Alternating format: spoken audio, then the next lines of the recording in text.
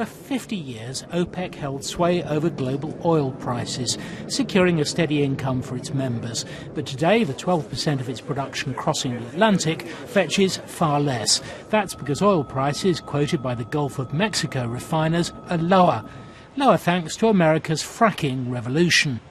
For the first time since the 1990s, America is producing more crude than it's importing and could one day overtake Saudi Arabia. Though maybe the biggest threat to OPEC's status quo comes from within, with Iran already set to produce 1 million more barrels a day within months. And meanwhile, demand is harder to predict. In the US, oil's monopoly as a transport fuel is being broken as cheaper shale gas finds its way into train and truck engines. This seasoned energy industry specialist says it's all turning up the pressure on OPEC. The factors that are driving this potential decline are, above all, the potential increase from shale oil in the United States. They're probably going to become the largest oil exporter in the world within 2 or 3 years. That's the big driver.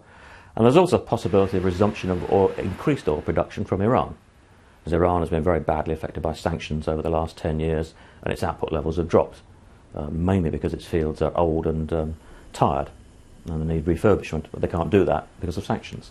But the problem for OPEC is, if the price is starting to slide, what you need to do is to, as a group, reduce your output, so you tighten the market up.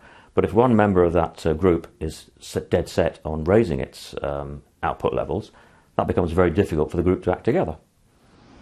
And with Brazil becoming the latest non-OPEC producer developing a huge new offshore field, the cartel has much to discuss. But one comfort might be that while lower oil prices are often forecast, recent history suggests that they may not last. Nigel Cassidy, BBC News.